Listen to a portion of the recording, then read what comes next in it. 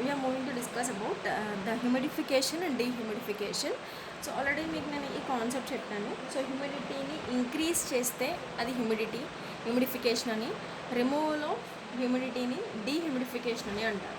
అంటే ఎయిర్లో మనం మాయిశ్చర్ని యాడ్ చేస్తే హ్యూమిడిఫికేషన్, రిమూవ్ చేస్తే డీహ్యూమిడిఫికేషన్ అంటారు. అయితే అలా సింపుల్గా డెఫినేషన్ చెప్పుకుంటే టెక్నికల్ టర్మ్ కాదు కాబట్టి, ఎలా అయితే మీకు sensible heating and sensible cooling అంటే heating or cooling of the coil without changing the humidity అంటే సెన్సిబుల్ హీటింగ్ అని చెప్పాను, ఆర్ సెన్సిబుల్ కూలింగ్ అని చెప్పాను.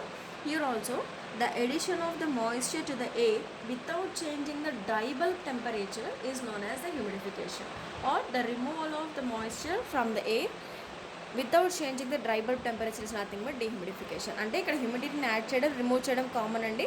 కానీ what the specific point is you don't have to change the dry bulb temperature. Dry bulb temperature మారకూడదు.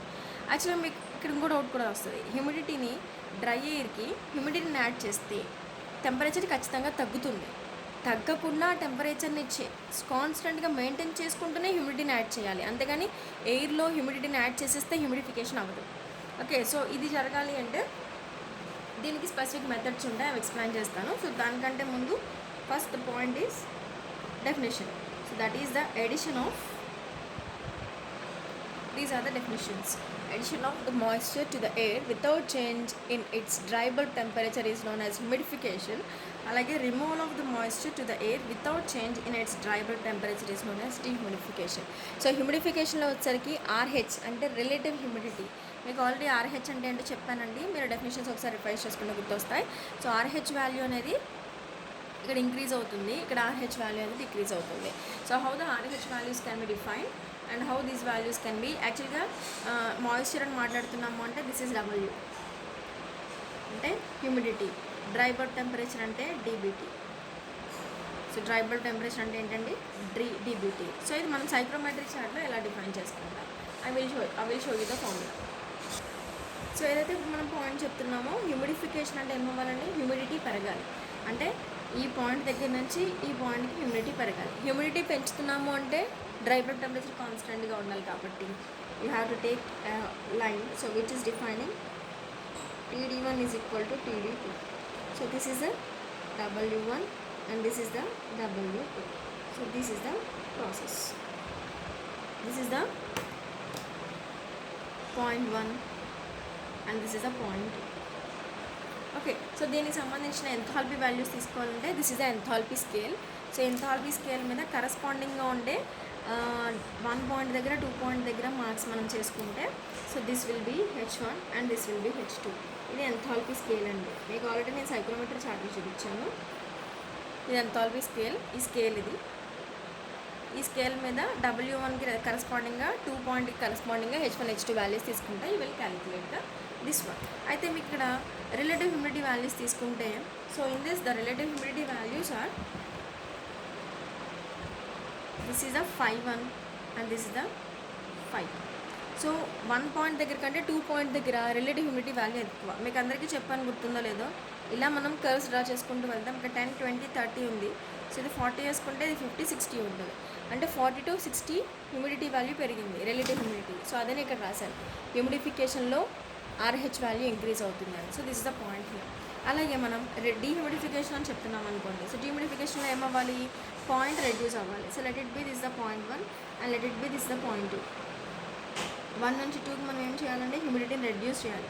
ఈ reduction ప్రాసెస్లో dry bulb temperature ఖచ్చితంగా కాన్స్టెంట్గా ఉండాలి. So TD1 is equal to TD2, TD1 is equal to TD2. So ఈ points దగ్గర మనం తీసుకుంటే relative humidity values కనుక మనం కన్సిడర్ చేస్తే so this is the 5.1 and this is the 5.2. So 5.1 and this is the 5.1 and this is the 5.2. So 1 నుంచి 2కి value reduce అవుతుంది. ఇది 30 ఉంటే ఇది 60 ఉంటే ఇది 30 ఉంటుంది. అంటే 60 నుంచి 30కి రిలేటివ్ హ్యూమిడిటీ వాల్యూ తగ్గుతుంది. అంటే the dehumidification process the relative humidity RH values are reduced. So దీనికి కరస్పాండింగ్గా మనం ఎంథాల్పీ వాల్యూస్ కనుక తీసుకుంటే so then the 1 and 2 points దగ్గర మనం కరస్పాండింగ్ వాల్యూస్ తీసుకోవాలంటే H1 to H2. మీరు డయాగ్రామ్ చూస్తే ఇక్కడ 1 ఇక్కడ 2 ఇక్కడ ఉంది. So 1 value is less one compare to H2. అలాగే ఇక్కడ తీసుకుంటే H1 value is more one compare to H2. ఎప్పుడైతే టెంపరేచర్ వాల్యూ ఐమ్ సారీ, ఎప్పుడైతే దాంట్లో ఉండే ప్రాపర్టీ వాల్యూ తగ్గిపోతుందో ఆటోమేటిక్గా ఎంథాల్పీ వాల్యూ కూడా రెడ్యూస్ అవుతుంది. So H1 to H2 this is enthalpy scale. Okay, so ఇలా మనం డ్రై బల్బ్ టెంపరేచర్స్ని అలాగే హ్యూమిడిటీ వాల్యూస్ని, రిలేటివ్ హ్యూమిడిటీ వాల్యూస్ని ఇలా డిఫైన్ చేసుకుంటాం.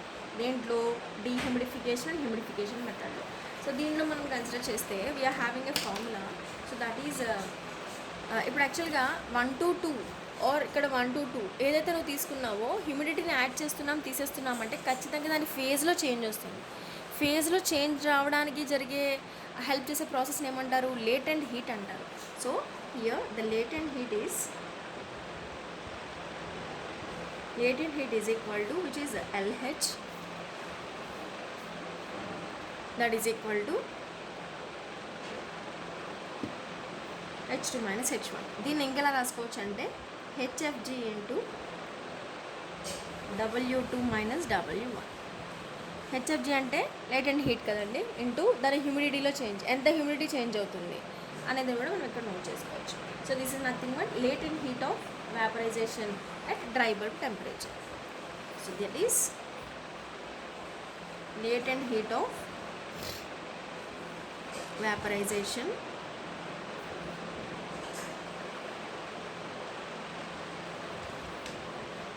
at dry bulb temperature, which is the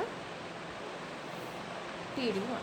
so మనం ఇలా దీని హ్యూమిడిఫికేషన్కి రాశానండి 2 - 1. హ్యూమిడిఫికేషన్ చేసినప్పుడు H2 వాల్యూ ఎక్కువగా ఉంటుంది, డీహ్యూమిడిఫికేషన్ చేసినప్పుడు H1 వాల్యూ ఎక్కువగా ఉంటుంది. ఏది ఎక్కువ ఉంటుందో దాంట్లోంచి లెసర్ వాల్యూని మనం రెడ్యూస్ చేసుకుంటే you will get the latent heat of the system. So this is about the humidification and dehumidification. అసలు ఈ హ్యూమిడిఫికేషన్ అండ్ డీహ్యూమిడిఫికేషన్ సిస్టంలో మనం ఎలా అబ్టైన్ చేసుకుంటాం అంటే what are the different methods to get or to obtain the humidification and dehumidification తీసుకుంటే. So this is the diagram. So this is nothing but, okay, this is the methods of obtaining humidification and dehumidification.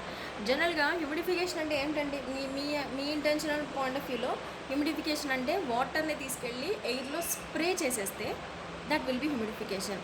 మరి వాటర్ని తీసుకెళ్ళి ఎయిర్లో spray చేస్తే దాని dry bulb temperature తగ్గిపోద్ది కదా. మరి dry bulb temperature తగ్గిపోతే దాన్ని హ్యూమిడిఫికేషన్ అంటారు కదా. సో అంటే డ్రై బల్బ్ టెంపరేచర్ మారకూడదు, కానీ ఎయిర్లో మాయిశ్చర్ని యాడ్ చేయాలి. అలాగే ఎయిర్లోంచి మాయిశ్చర్ని తీసేసామనుకో దాని టెంపరేచర్ పెరిగిపోతుంది.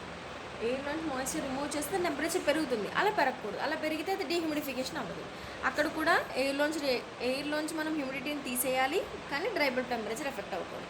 ఈ రెండు మెయిన్ పాయింట్స్. సో ఈ రెండు పాయింట్స్ మనం డిఫైన్ చేసుకోవాలంటే అసలు ఇది ఎలా జరుగుతుంది అనేది చెప్తాం. So here the humidification that was achieved. ఇందాక హ్యూమిడిఫికేషన్ కనుక మీకు చెప్పాను. So this humidification is achieved by supplying or spraying of the steam or the hot water. So ఇక్కడ మనం హ్యూమిడిఫికేషన్ గురించి మాట్లాడుకునేటప్పుడు this humidification is achieved either by supplying or spraying the steam or hot water. అంటే ఇప్పుడు hot వాటర్ని spray చేసామనుకోండి, hot వాటర్ని spray చేస్తే ఏమవుతుంది, యాక్చువల్గా హ్యూమిడిటీని ఎయిర్కి యాడ్ చేసినప్పుడు టెంపరేచర్ తగ్గిపోతుంది. మన టెంపరేచర్ తగ్గకూడదంటే హాట్గా ఉన్న వాటర్ని స్ప్రే చేస్తే టెంపరేచరు మారదు, హ్యూమిడిఫికేషన్ జరుగుతుంది. అలాగా హాట్ వాటర్ని స్ప్రే చేయడం ఇష్టం లేకపోయినా స్టీమ్ని కూడా మనం వాడుకోవచ్చు.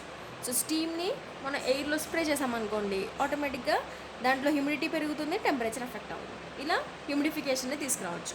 The humidification was obtained by supplying or spraying the steam or hot water or cold water into the air. Okay, humidification is achieved either by spraying or supplying the steam or hot water into the air. Okay, so this humidification can be obtained in two methods. So two methods enti ante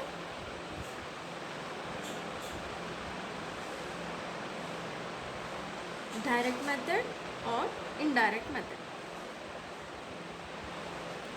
so direct మెథడ్లో are indirect మెథడ్లో మనం humidification are dehumidification, మొత్తం ఇప్పుడు humidification గురించి మాట్లాడుతున్నాను. ఇక్కడ మనకు రెండు మెథడ్స్ కదా, హ్యూమిడిఫికేషన్, డీహ్యూమిడిఫికేషన్. నేను హ్యూమిడిఫికేషన్ గురించి మాట్లాడుతున్నాను.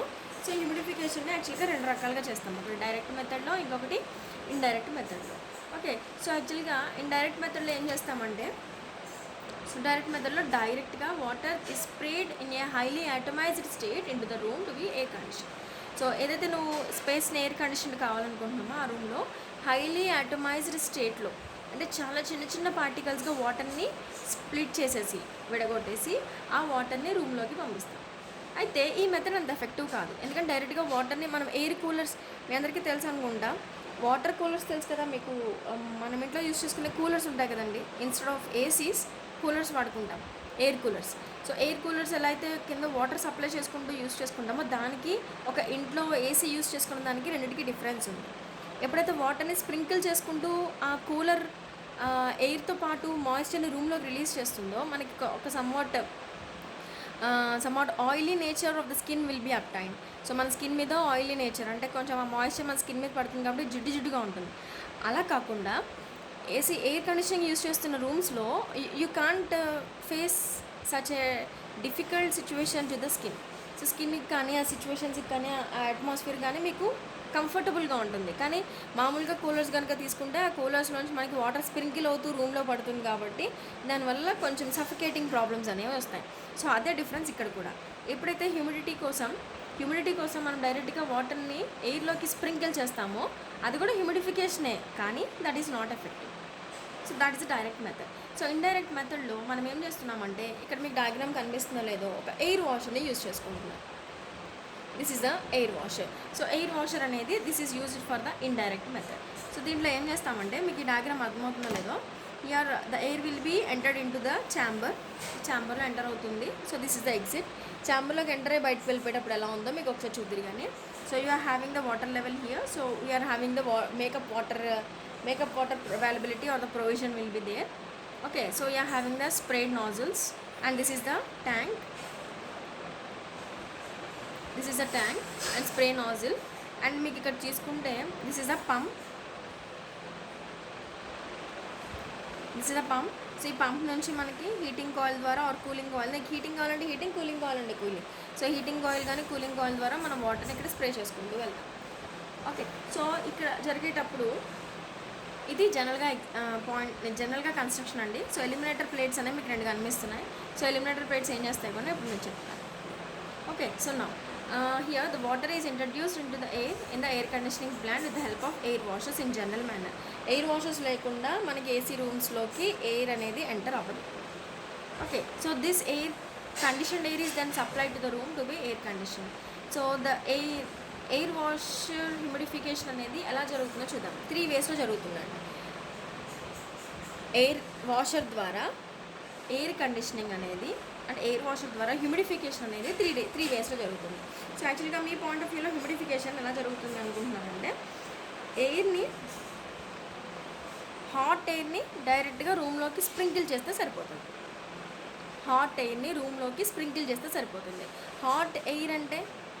హాట్ వాటర్ అంటే ఇక్కడ హాట్ వాటర్ ఎందుకు చెప్తున్నాను అంటే, హాట్ వాటర్ అంటే యాక్చువల్గా మాయిశ్చర్ని రూమ్కి సప్లై చేయగానే ఏం జరుగుతుంది, రూమ్ యొక్క టెంపరేచర్ తగ్గిపోతుంది. మన టెంపరేచర్ తగ్గితే హ్యూమిడిఫికేషన్ అంటారు కదా. కాబట్టి హాట్ వాటర్ని స్ప్రింకిల్ చేసి రూమ్కి కనుక పంపిస్తే ఆటోమేటిక్గా టెంపరేచర్ డిస్టర్బ్ అవ్వకపోవడంతో పాటు హ్యూమిడిటీ కూడా యాడ్ అవుతుంది. అది హ్యూమిడిఫికేషన్ అవుతుంది. అది ఇక్కడ చూడండి, ఇక్కడ 3 మెథడ్స్లో మనం ఇండైరెక్ట్ మెథడ్లో హ్యూమిడిఫికేషన్ 3 వేస్లో జరుగుతుంది. అవేంటో చూద్దాం. Okay, these are the 3 methods. So 3 వేస్లో మనం ఇండైరెక్ట్ మెథడ్లో హ్యూమిడిఫికేషన్ చేస్తున్నాం. యాక్చువల్గా మళ్ళీ చెప్తున్నాను మీకు పాయింట్, ఎయిర్కి హ్యూమిడిటీని యాడ్ చేస్తే టెంపరేచర్ తగ్గిపోతుంది. వేడిగా ఉన్న ఎయిర్కి చల్లగాను కదండి, ఏదైనా సరే మాయిశ్చర్ని మనం రూమ్కి యాడ్ చేసాము అంటే, ఎయిర్కి యాడ్ చేసాము అంటే ఖచ్చితంగా ఎయిర్ టెంపరేచర్ తగ్గుతుంది. ఎయిర్ టెంపరేచర్ తగ్గకుండా చూసుకోవాలి అంటే అయితే ఎయిర్ని హీట్ చేసుకోవాలి, లేకపోతే హాట్గా ఉన్న ఎయిర్ని పంపించాలి, లేకపోతే సిస్టమ్ మొత్తం మార్చుకోవాలి. సో దానికి ఇక్కడ 3 వేస్లో మనం చెప్తున్నాం. అదేంటంటే బై యూజింగ్ రీసర్క్యులేటెడ్ స్ప్రేడ్ వాటర్ అంటే రీసర్క్యులేటెడ్ వాటర్ ఎప్పుడు కొంచెం టెంపరేచర్ ఎక్కువ ఉంటుంది. రీసర్క్యులేటెడ్ వాటర్కి ఎప్పుడు కూడా టెంపరేచర్ చాలా ఎక్కువగా ఉంటుందండి. So please make a note of this point. So recirculated sprayed water which is having somewhat high temperature when compare to the room. Okay, so without prior heating of the air, అంటే దీనికోసం ఎయిర్ని heat చేయక్కర్లా, మాయిస్చర్ని add చేస్తావు, temperature తగ్గదు. Recirculated ఎయిర్ని పంపిస్తున్నావు కాబట్టి temperature అసలు disturb అవ్వదు. వాటర్ని స్ప్రే చేస్తే టెంపరేచర్ తగ్గుతుందండి. రీసర్క్యులేటెడ్ స్ప్రే వాటర్ని రూమ్కి పంపించామనుకో టెంపరేచర్ డిస్టర్బ్ అవ్వదు. సో దీనికోసం మనం ప్రయర్గా మనం వాటర్ని ఎయిర్ని హీట్ చేయకర్లా, ఎయిర్ టెంపరేచర్ తగ్గకూడదు కదా హ్యూమిడిటీ యాడ్ చేసినప్పుడు. కాబట్టి దానికోసం prior heating of the air should not be required. So that's why we can use the recirculated sprayed water into the room without prior heating of the air. అలాగే తీసుకుంటే ఇక్కడ ఏమని చెప్పాను, heating చేయక్కర్లేదు కానీ రీసర్క్యులేటెడ్ స్ప్రే వాటర్ని పంపిద్దాం అని ఫస్ట్ మెథడ్లో చెప్తే, సెకండ్ వేలో ఏం చెప్తున్నాం, by pre heating the air then washing it with recirculated water. ఎయిర్ని ప్రీ హీట్ చేస్తున్నాం, ఆ తర్వాత దానికి మనం రీసర్క్యులేటెడ్ వాటర్ని పంపిస్తున్నాం. దీనివల్ల కూడా అడ్వాంటేజ్. ఇక్కడ యాక్చువల్గా ప్రీ హీటింగ్ చేయలేదు, ఇక్కడ ప్రీ హీటింగ్ చేసాం. థర్డ్ మెథడ్ వచ్చరికి హీటెడ్ స్ప్రే వాటర్ని పంపించవచ్చు. సో వాటర్ని స్ప్రే చేస్తే టెంపరేచర్ తగ్గుతుంది, హీటెడ్ స్ప్రే వాటర్ని పంపిస్తే టెంపరేచర్ మారదు, మాయిశ్చర్ యాడ్ అవుతుంది. దీంట్లో మాయిశ్చర్ యాడ్ అవుతుంది, దీంట్లో మాయిశ్చర్ యాడ్ అవుతుంది. ఈ 3 మెథడ్స్లో కూడా temperature will not change.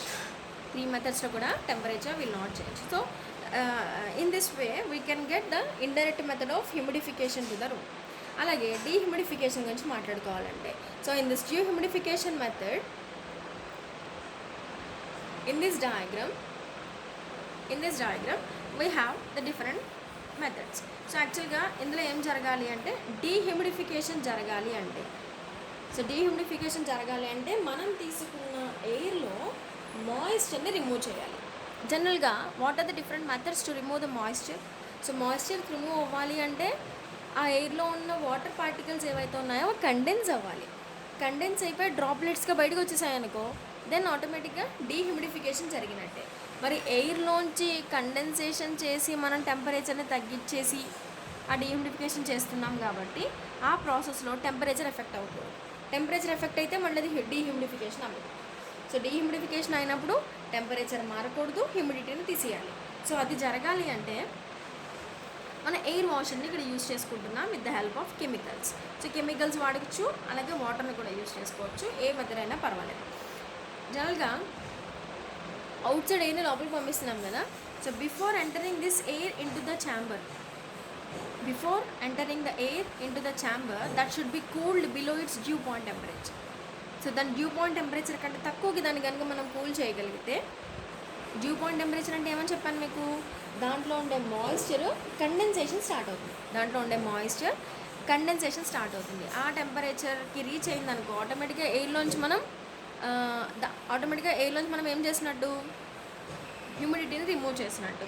So హ్యూమిడిటీని remove చేస్తే that will be the dehumidification method. కానీ ఇక్కడ జరిగిన తప్పు ఏంటంటే ఎయిర్ కూల్ అయిపోయింది, అంటే టెంపరేచర్ తగ్గిపోయింది. మరి టెంపరేచర్ తగ్గకూడదు కదా.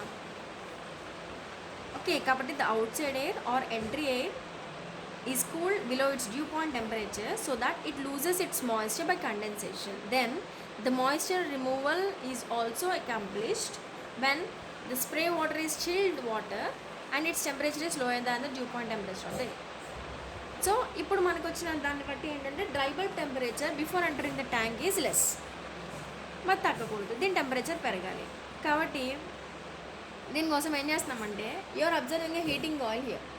ఇక్కడ మీకు ఒక హీటింగ్ కాయిల్ కనిపిస్తుంది. సో ఇక్కడ ఏం చేస్తున్నాం, ఈ పంపు ద్వారా మనం హీటింగ్ కాయిల్లో హీట్ చేసి ఈ వాటర్ని ఈ ట్యాంక్లో స్ప్రే చేస్తున్నాం.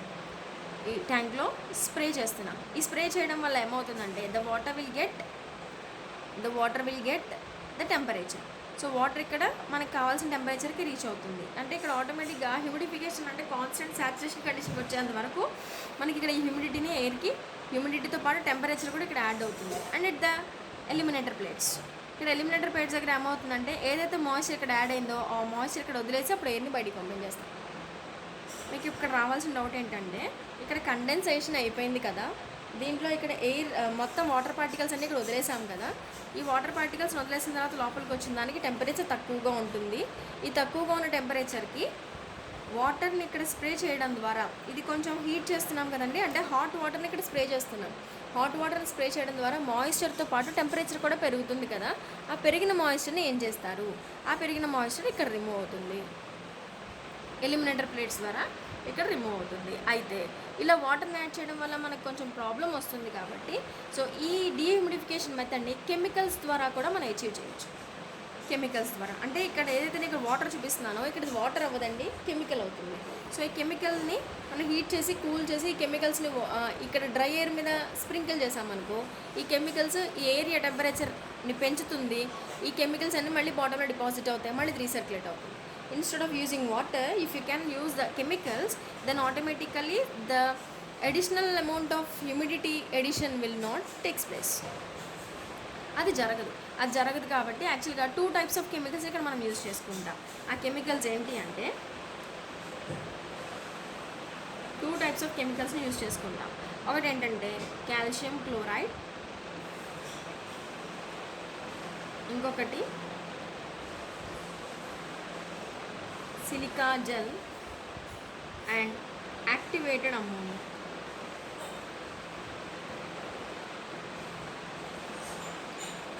కాల్షియం క్లోరైడ్ని కానీ, సిలికా జెల్ని కానీ, యాక్టివేటెడ్ అమ్మోనియాని కానీ మనం ఏదైనా యూజ్ చేస్తాం ఈ కెమికల్స్ని కొంచెం హీట్ చేసి ఎయిర్కి స్ప్రే చేయగానే ఎక్కడైతే కండెన్సేషన్ జరిగిన తర్వాత తక్కువ టెంపరేచర్తో, తక్కువ హ్యూమిడిటీతో ఎయిర్ దీంట్లోకి ఎంటర్ అవుతుందో దాన్ని టెంపరేచర్ని రేస్ చేయడానికి మనం ఇక్కడ హీటింగ్ కాయిల్ ప్లేస్ చేసుకుంటే హీటింగ్ కాయిల్ ద్వారా మనం హాట్ కెమికల్స్ దీని మీద మనం స్ప్రింకిల్ చేయగానే దాని టెంపరేచర్ మన రిక్వైర్డ్ టెంపరేచర్కి రీచ్ అయిపోతుంది. అప్పుడు మనం ఎగ్జిట్ పాయింట్ దగ్గర మనకు కావాల్సిన కండిషన్లో ఎయిర్ని కలెక్ట్ చేసుకోవచ్చు. ఓకే, సో ఇలా మనం డీహ్యూమిడిఫికేషన్ చెప్పుకోవచ్చు. ఇదే హ్యూమిడిటీ కోసం చెప్పుకోవాలనుకోండి, డైరెక్ట్గా ఎయిర్ని లోపలికి పంపించేస్తాం. ఇక్కడ వాటర్ ఉంటుంది, వాటర్ని హీట్ చేస్తాం, హీటింగ్ కాయిల్ ద్వారా హీట్ చేస్తాం, డైరెక్ట్గా హాట్ వాటర్ ఎయిర్కి స్ప్రింకిల్ అవుతుంది కాబట్టి హ్యూమిడిఫికేషన్ కూడా ఎగ్జిస్ట్ అవుతుంది. అంటే ఎయిర్ వాషర్ ద్వారా హ్యూమిడిఫికేషన్ చేయొచ్చు, డీహ్యూమిడిఫికేషన్ కూడా చేయొచ్చు. So this is the advantage of air washer to obtain the humidification and dehumidification process there. Okay, so now we are going to discuss about another one. Now we are going to discuss about the sensible heat factor. So sensible heat factor అంటే అసలు sensible heat ఫ్యాక్టర్ని ఎందుకు use చేసుకోవాలి అంటే మిమ్మల్ని exam point of వ్యూలో, problematic point of వ్యూలో ఈ will last sensible heat factor value. So sensible heat factor value అడుగుతున్నానంటే you should know about the formula. So నేను సెన్సిబుల్ హీట్ ఫ్యాక్టర్ని షార్ట్కట్లో SHF అని డిఫైన్ చేసుకుంటాను. సో sensible heat factor, so that is the ratio of, నేను డైరెక్ట్గా formula వేస్తున్నానండి, ratio of sensible heat to